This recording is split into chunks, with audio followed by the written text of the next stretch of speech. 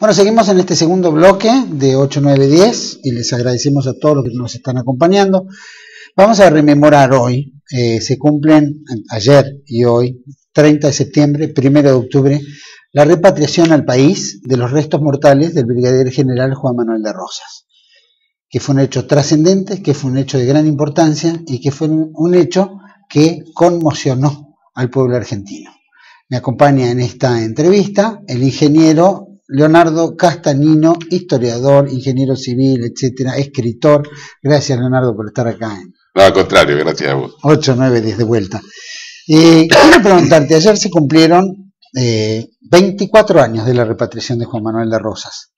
Creemos como canal que tenemos esta devoción nacionalista, nacional, rosista, en fin. ¿Cuál fue tu impresión? ¿Qué edad tenías? ¿Y cuál fue tu impresión de la llegada de Rosas? Es decir, un tipo que comulga con la línea nacional, rosista, que ahora te has devenido en investigador, llamémoslo, historiador y escritor de varias publicaciones. ¿Qué fue lo que sentiste cuando llegó Juan Manuel de Rosas? Sí, bueno, yo en realidad lo vi un poco de lejos, porque en ese momento yo estaba trabajando en Ushuaia. Sí. Así que lo tuve que ver por televisión, digamos. Para mí fue una reivindicación de Rosas, una merecida reivindicación, y además demoró más de un siglo en esa... Sí. Porque Rosas muere en 1875 y en el testamento él dice que lo tenían que enterrar en una tumba segura, austera, sin ningún tipo de lujos, y que los restos deberían ser, digamos que sus restos deberían ser enviados a la Argentina cuando el gobierno reconozca la obra que él hizo, la obra de gobierno que hizo. Cuando murió Rosas, acá en Buenos Aires le quisieron hacer una misa en conmemoración. Y hubo una oposición bastante fuerte, inclusive Saldías, que después fue el historiador de Rosas, fue uno de los que participó, porque Saldías era amigo de Mitre, secretario de Sarmiento, digamos era antirrosista. Él se hizo rosista después que escribió la historia y vio lo que era Rosas. O sea que tardó más de un siglo. Claro, aclaramos que Adolfo Saldías le propone a Mitre escribir la historia de Rosas. Y Mitre le autoriza, porque aparte era miembro de la masonería, era medalla de oro dentro de todos sus esquemas, y viaja y se entrevista con Manuelita Rosas, que le muestra todos los papeles. Le muestra, incluso le da algunos y le da algunos documentos, etcétera. Entonces, cuando lo va revisando y va estudiando lo que pasa bastante tiempo en Londres, vuelve y le dice a Urquiza, nos hemos equivocado, Rosas a Mitre, perdón, esta historia no la podemos alterar, porque esto es lo que ha ocurrido. Claro, él le mandó un ejemplar a Mitre. Sí. Y Mitre se agarró una rabieta y entonces dijo que públicamente que Saldías le reprochó que no había respetado los nobles odios. Sí. Y Saldías le contestó muy bien, porque le dijo: yo no escribo la historia de acuerdo por odio, sino en honor a la verdad.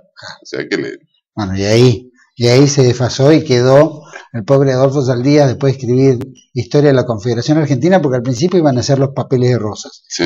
Pero nuestro representante diplomático en Londres, que era Alberdi, Juan Bautista Alberdi, le propone escribir la Historia de la Confederación Argentina para evitar personalizar puntualmente el trabajo de Rosas durante toda su etapa de gobierno. Y ahí es donde escribe la Confederación Argentina. Sí, que Rosas, Alberdi estuvo medio pendular con respecto a Rosas, porque él primero le gustaba Rosas. Sí. Después, como Rosas no le dio demasiada cabida, se exilió, fue opositor. Pero al final de su vida, incluso tiene una entrevista con Rosas en Londres, y lo reivindica totalmente. Incluso le escribe a Terrero y le dice: tendrían que hacer la historia de Rosas, porque, en fin, incluso habla que es un hombre culto, que le habló de política y que hablaba bastante bien inglés. O sea que terminó rosista, digamos, ¿no? E incluso él dijo: me avergüenzo de haber sido su enemigo. No dijo enemigo, dijo como que estuvo en contra políticamente. Sí, bueno. De todas maneras, en esa parte él decía, lo recuerdo con disgusto. Sí, sí, sí. Pero no a Rosa. Él recordaba con disgusto haber actuado de esa forma despectiva por Rosas y que ahora lo reivindicaba, ¿no?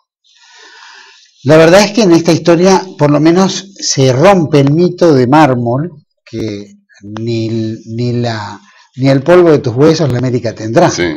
Y el 30 de septiembre de 1989 regresa al país los restos mortales de Rosas. Y eso rompe ese hito. Claro, por eso yo digo que tardó más de un año. En 1939, cuando se funda el Instituto Rosas, que entre ellos estaba Anchorena, que era pariente, Taira Susta, José María Rosas, uno de los propósitos era precisamente traer los restos de Rosas. Y después cuando Perón lo nombra en el 70 y pico, a 73 o 74 a Manuel Anchorena, embajador en Inglaterra, le encarga dos cosas que son muy importantes. Una era reivindicar la soberanía de Malvinas para Argentina, y la otra era traer los restos del restaurador. Y ahí inicia Manuel de Anchorena un expediente en el Foreign Office inglés solicitando la repatriación de los restos. Y fíjate y duerme años. Sí, pero fíjate que más que oposición de los ingleses, hubo oposición de internas de acá, de gente que se oponía. Como sucede ahora, viste, que le van a poner una estación Juan Manuel de Rosas a una estación de subte y hay gente que se opone. Porque cuando se quiso hacer el cambio de nombre en parte de la avenida Sarmiento. Sí, que incluso ahí algunos parece que primero presentaron o apoyaron el proyecto y después dijeron no, cuando vieron que iba a ganar lo retiraron, en fin, hubo alguna cosa media. Sí, inclusive Pacho Donel, que fue el que propuso la avenida y después negoció una salida para que no se pusiera el nombre. Es decir, él que estimuló el esquema de proponer el nombre, creo que lo hizo en una forma más mediática para figurar él. Es que vos fijate si no fue una revancha. Y en realidad traicionó el proyecto. Fíjate si no fue una revancha terrible contra Rosas. Hay un libro de Chabelson que cuenta todo lo que hizo Rosas en Palermo, que había hasta un canal para navegación artificial, un lugar que era todo de bajos y él dice que lo hizo para demostrar con dinero propio, no era gobernador. Sí. Lo hizo como era gobernador, pero eso lo hizo con dinero propio, para demostrar que con esfuerzo se podían hacer las cosas. Y vos fíjate, el caserón de Rosas los demolieron. Demolieron también unas caballerizas que había atrás de donde estaba ahora el monumento. Sí. Donde estaba el dormitorio de Rosas, le pusieron el busto de Sarmiento. La avenida se llama Sarmiento, y en un lado en una punta pusieron a Urquiza, y en la entrada pusieron el monumento de Garibaldi, que era un condottieri. Bueno, fue como una vendetta, ¿no es cierto?, que le han hecho a Rosas en su propio Claro, y yo una vez propiedad particular. En un foro había una polémica sobre ese asunto de cambiarle. Y entonces alguien dijo, no, yo creo que hay que dejarla así porque dice, es tocar, revolver de nuevo. Sí, vos no querés revolver porque dice Sarmiento, pero si dijera Rosas sí querría removerla, así que...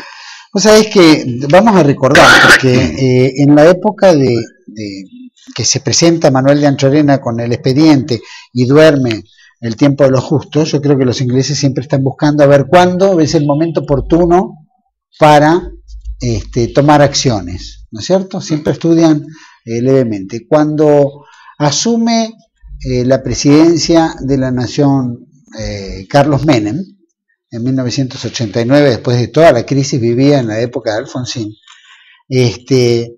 una de las presiones más grandes que tenía Carlos Menem en ese momento era que tenía que restablecer las relaciones diplomáticas con Argentina. Y para restablecer las relaciones diplomáticas, posguerra de Malvinas, había que crear algún tipo de, de buena señal. Es por eso que el expediente de Manuel de Anchorena se acelera. Y antes de que abandonara el mandato Alfonsín, le llega un telex al Ministerio de Relaciones Exteriores en el cual se autoriza la repatriación de los restos de Juan Manuel de Rosas, que es la bienvenida que lo toma Carlos Menem. Carlos Menem asume en julio. Sí, antes, porque el cambio creo que era en diciembre y lo adelantaron. Lo adelantaron 6 meses, o sea que fue alrededor de julio. Sí. Entonces, el Foreign Office acelera ese trámite y se conforma una comisión. Carlos Menem determina armar una comisión de repatriación, que no podemos dejar de mencionar, las que la integran: Julio Mera Figueroa, Manuel de Anchorena, que justamente fue uno de los promotores de ese expediente que al final logra su éxito, Martín Silva Garretón, que es descendiente de Juan Manuel de Rosas por parte materna, José María Suárez Pinto, mi hermano, cuya madre nuestra es Rodríguez Ortiz de Rosas, integran parte de una comisión del Ministerio de Relaciones Exteriores, que en ese momento estaba como vicecanciller Juan Archibaldo Lanús, y lo integraba también Alejandro Piñeiro, y esa comisión de Relaciones Exteriores la integran Ignacio Braj Olmedo, Diego Blasco Funes y Guillermo Heisinger. Y también se acopla Eugenio Roma Escurra, que también es un descendiente por parte de la familia Escurra, un descendiente colateral. Y digamos que lo incorporamos dentro de lo que es la Comisión de Repatriación a Carlos Ortiz de Rosas, que se desempeñaba como embajador argentino en Francia. Eso es la comisión, que es la que lleva adelante todo el proceso de, digamos, de trabajo en Inglaterra para poder formalizar, ¿no es cierto?, la venida de los restos. Y mientras se van organizando una serie de pasos que eran muy importantes. Rosas en su testamento decía que tenía que tener el reconocimiento nacional a sus servicios después de que lo habían declarado traidor de esa patria.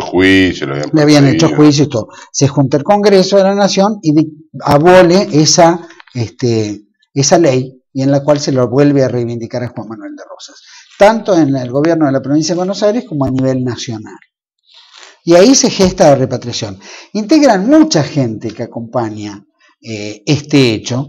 En este caso estoy acordándome del brigadier Carlos French, que fue presidente del Instituto Juan Manuel de Rosas. Estaba Roberto Rimoldi Fraga, que era cantante y que fue un gran resucitador en la época de Agustín Lanusse y un poquito antes, con su música popular, folclórica, reivindicando todas letras federales que en ese momento era vedado por todo. También lo integra otro primo hermano nuestro, que es José Elías Rodríguez Ortiz de Rosas.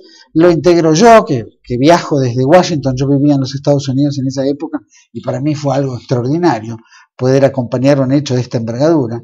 Alejandro Acuña, Juan Iriarte, después había un suboficial principal, Roberto Quijeiro, Héctor Antonio Sosa, Alejo Vega, el vicecomodoro Jorge Herrera, el vicecomodoro Adán Dávila, Fernando Curasis, el suboficial principal Enrique Prince, estaba Enrique Oliva, que después forma parte del Instituto Juan Manuel de Rosas, estaba Juan Manuel Palacio, que creo que era el Bocha Palacio, Ronaldo Pardo, que eran grupos de filmación, llamémoslo, y José Luis Pagano. Y también lo integra otro gran nacionalista que se llama Jorge Cesarsky. Todos esos es como una comisión popular que, digamos, acompaña esto. Fue muy interesante, yo esto lo tenía muy guardado, pero la verdad que vale la pena, porque también lo cuenta Manuel de Anchorena en un libro que se llama La repatriación de Rosas.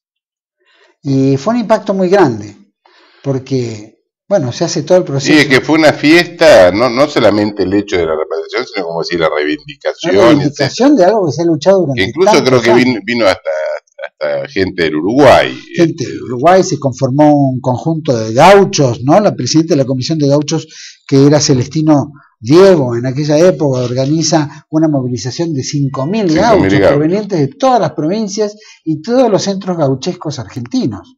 Vienen del Uruguay, de Paraguay, vienen de Bolivia, vienen gauchos de Brasil. Se integra una fiesta realmente extraordinaria. Sí, faltó el paisano que con el cuchillo, que clave el cuchillo en el mostrador y diga viva Juan Manuel de Rosas. Todo eso tuvo un parte extraordinario. Yo, si me permitís, hago un paréntesis. Yo en Rosas le admiro varias cosas. Una es que era muy defensor de la ley, del orden, después, como personalidad, era un tipo muy sagaz, muy inteligentísimo, y además, criado y así en el campo, tenía esa picardía criolla, esa intuición, entonces te iba a hacer referencia a un hecho curioso que hubo justo el 1 de octubre de 1820, cuando estaban en plena anarquía. El gobernador era el general Martín Rodríguez. Entonces se levanta en Buenos Aires, hay como una especie de motín en contra de Rodríguez. Incluso hay un batallón que ataca al fuerte al grito de abajo la facción. Y había tumultos en toda la ciudad. Entonces Rodríguez sale de la casa de gobierno con algunos ayudantes y por la costa del río se va al encuentro de Rosas, que venía desde San Miguel del Monte, venía con los Colorados del Monte, que eran unos 1000 gauchos pagados y equipados por él. Sí.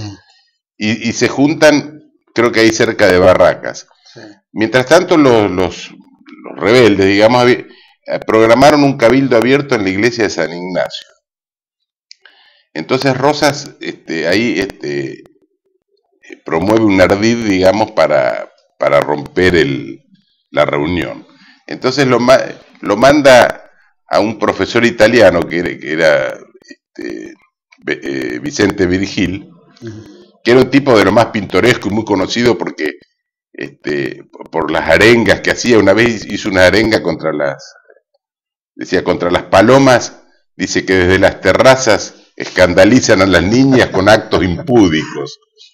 Entonces lo manda a él y manda a unos matarifes y a una gente de avería así de las orillas, y algunos peones de él y alguna gente. Incluso un testigo dice que en la reunión había algunos federales bien intencionados, había algunos curiosos y metidos, algunos extranjeros, dice, y bastante pueblo y chusma, así con toda la palabra. Entonces cuando empieza la reunión, Agrelo propone destituir a Rodríguez y propone como gobernador a Manuel Dorrego. Entonces ahí Anchorena, que estaba presente, se opone de forma violenta, digamos, y saca 2 pistolas, parece que tira 2 tiros al aire. Entonces en ese momento el loco Virgil se sube al púlpito y lo usa como tribuna. Sí.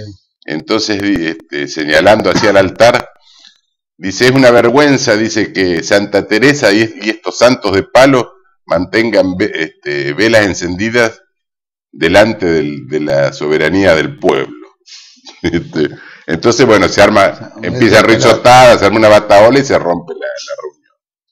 Mientras tanto, Rosas, que sabía lo que iba a pasar, estaba en Buenos Aires, había distribuido partidas para mantener el orden y no hubo absolutamente ningún desorden, porque él precisamente a las tropas las arengó precisamente en eso, que ellos no iban a ir por un partido político, sino a mantener el orden y que no se dejaran inclusive tentar por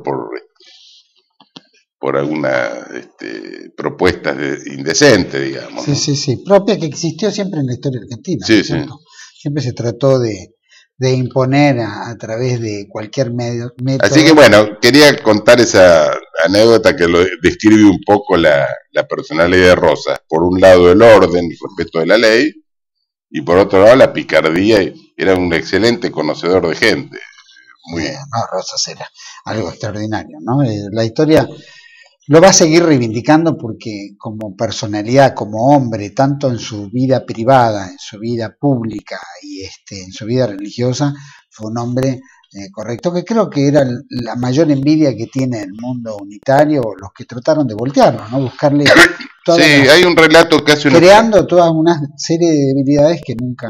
Hay un extranjero que relata de una cena que hizo Rosas, invitó a mucha gente en Palermo, y hasta cantó incluso Rosas y atendía a la gente, y dice, es extraordinario ver porque todos tienen la idea como que Rosas era O sea, Rosas en el gobierno era estricto, pero en la forma particular era un tipo muy bromista. Muy... No, tenía buen sentido del humor, era un monarca, se comportaba como tal y tenía toda la astucia y toda la bondad al mismo tiempo, ¿no es cierto? Entonces tenía hasta sus dos bufones.